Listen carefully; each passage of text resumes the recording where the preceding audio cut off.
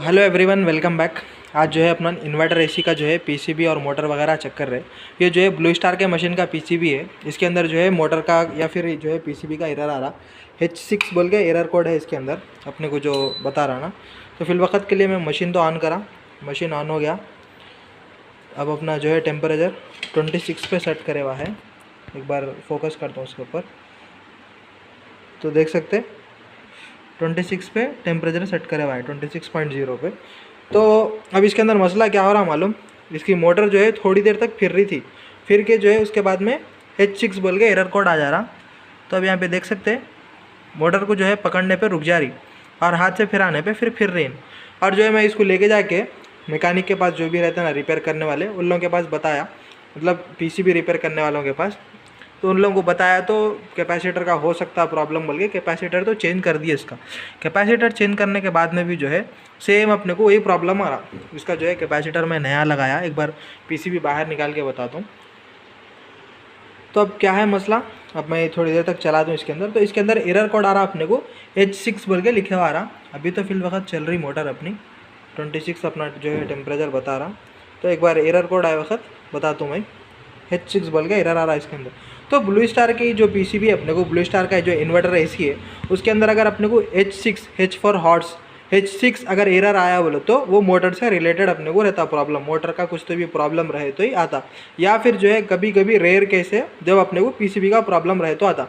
अभी तो अपने को इसका आउटडोर का पीसीबी कनेक्ट नहीं है, अब मेरे को मतलब कंफर्म नहीं है एरर कौन सा आने वाला है, मतलब कम्युनिकेशन का एरर आने वाला है या फिर जो है मोटर का प्रॉब्लम है बोल के एरर आने वाला है, वो कंफर्म नहीं है।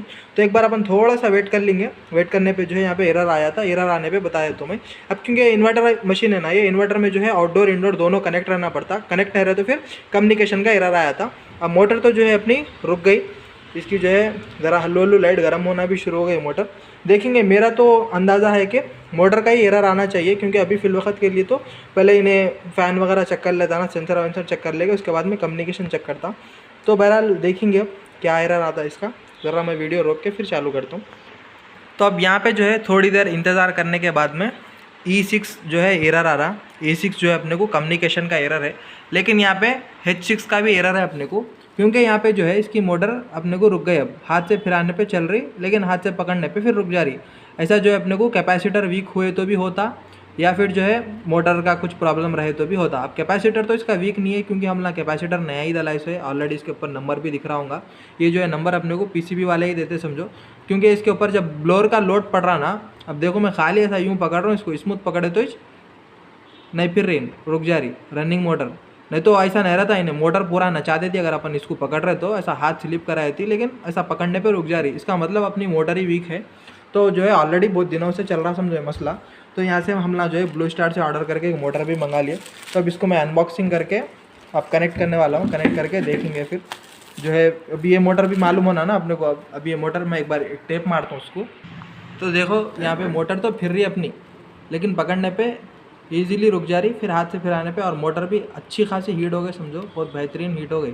तो इसके अंदर H6 का भी एरर आ रहा अपने को। H6 मतलब मोटर का ही रहता अपने को। एक बार मोटर चेंज करने पे कंफर्म हो जाता 100% के। अब मोटर तो मंगाए हमला, अब यहीं पे ऑफिस में टेस्ट कर ले रहा हूँ मैं, उसके बाद फिर साइड पे लेके जाके लगाएंगे मोटर क्या है क्या नहीं। तो एक बार सप्लाई बंद करता हूँ इसका। सप्लाई बंद करने के बाद में मोटर का जो है सब चेक कर लेंगे अपन। चेक कर लेके फिर जो है मोटर इसको मैच हो रही नहीं हो रही क्या है। मॉडल नंबर वगैरह तो भेजे थे, अब मॉडल नंबर भेजने के बाद में तो मोटर तो अपने को सेम आना चाहिए। बाकी अब इसके ऊपर क्या है, स्टिकर वगैरह के हिसाब से मैच कर लेंगे। अब ये जो है अपने को पुराने वाली मोटर है, इसके ऊपर नंबर वगैरह लिखे हुआ है। तो यहाँ पे मेन अपने को इसका RPM रोटेशन वगैरह चेक करना रहता। तो इसका जो है आखिरी गर्म हो गई, पकड़ने नहीं दे रही। इसका शाफ्ट पकड़ लेता हूँ, शाफ्ट तो उतना गर्म नहीं है। तो रोटेशन इसका देखो अपने को ऐसा एंटी क्लॉक है, एंटी क्लॉक ही छुताना ऐसा क्लॉक वाइज रहे तो अपने को ये सेट रहता था। फिर 1400 RPM बोल के है इसका। फिर यहाँ पे देख लो नई मोटर है अपने को, रोटेशन बराबर है, 1400 RPM बराबर है। बस इतना चेक कर ली तो बस है, बाकी का AC है DC है क्या है। मॉडल नंबर भेजने के बाद में मोटर तो अपने को सही चाहती समझ लो।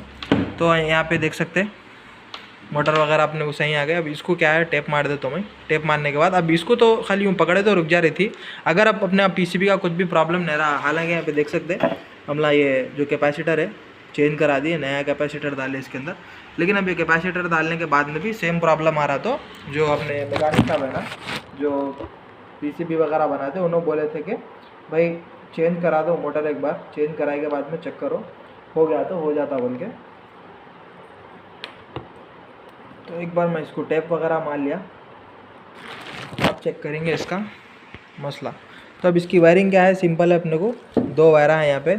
एक जो है फीडबैक का जो वायर रहता ना, बहुत सारे लोग इसको लो मीडियम हाई का भी बोलते हैं। अब जो है लो मीडियम हाई का भी हो सकता, या फिर जो है फ़ैन बैक बोल के लिखा हुआ है, देखो यहाँ पे, मेरे ख्याल से दिखना तो चाहिए कैमरे में, फ़ैन बैक बोले तो फ़ैन फीडबैक हो सकता है या फिर क्या है नहीं मालूम। लेकिन अपने हिसाब से तो जो है मेन पावर का ये जो है ये फेस न्यूट्रल वगैरह का ये है, यहीं से कुछ भी वोल्टेज कम ज़्यादा होता होगा, जिसकी वजह से मोटर की जो स्पीड है वो कम ज़्यादा होती।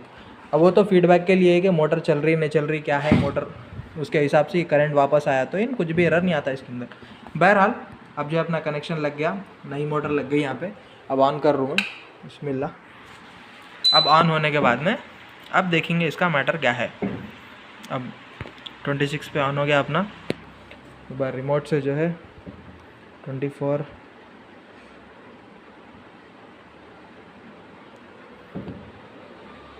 अच्छा, इसका ये भी मैटर है, इसका जो है डिस्प्ले कनेक्ट नहीं हो रहा मोटर को। तो देखो अपनी मोटर ऑन हो गई।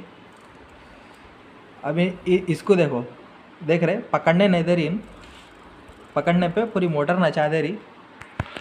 एक बार ये लेफ्ट हैंड से ट्राई करेंगे। इसके अंदर जो है वॉचर है, जो कि बहुत डेंजर चुभ रहा है, पकड़ने नहीं दे रही मोटर।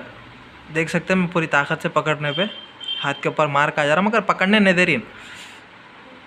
बहुत ताकत लगाने पे रुक रही, मोटर ख़राब हो जाएंगी ज़्यादा ताकत लगाए तो बहरहाल उसको खाली यूँ पकड़े तो रुक जा रही थी। मैं 2 उंगलियों से खाली यूँ पकड़े तो रुक जा रहा था। अब इसको क्या है, मोटर के साथ पकड़ना पड़ रहा, नहीं तो इन जो है मोटर पूरी फिरा दे रही पीसीबी को। देख सकते हैं ज़्यादा नहीं करना, ओवर हो जा रहा फिर।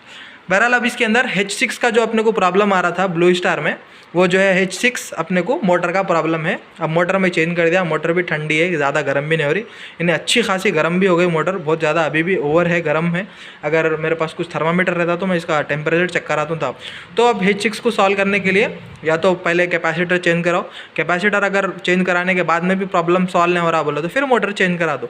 मोटर चेंज करे के बाद में भी सॉल्व नहीं हुआ किसी केस में कभी बोले तो पीसीबी का हो सकता है जब फिर प्रॉब्लम। 90% तो अपने को मोटर चेंज करने पे सॉल्व आया था H6 blue star inverter AC में।